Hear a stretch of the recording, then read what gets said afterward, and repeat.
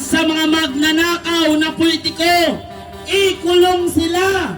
Ikulong na yan! Ikulong na yan! Ikulong na yan! Hindi lamang sapat na makulong ang mga politikong magnanakaw. Dapat ay harap sila sa mga ordinaryong Pilipino.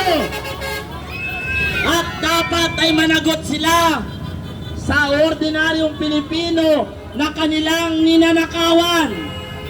At dapat managot sila sa ating batas.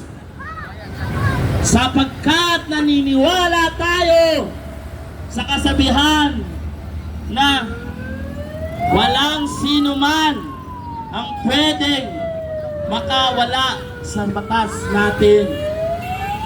Pero sa ngayon ay wala pa rin nakukulong na mga magnanakaw dahil patuloy pa rin silang tinatakpan ng Administrasyong Marcos.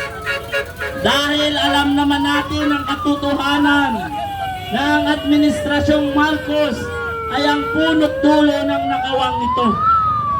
Maya-maya lamang pag dumating na ating mga kasamahan ay formal na nating umpisahan ang ating programa. Maya-maya lamang mga 6 po. No, maghantay na kayo at pumunta na kayo at makiisa na rito. Maraming salamat po.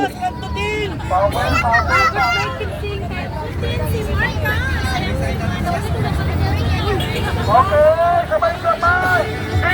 Kulong na yan! Mga kurakot! Kulong na yan! Mga kurakot! Kulong na yan! Mga kurakot! Kulong na yan! Mga kurakot! Kulong na yan! Mga kurakot!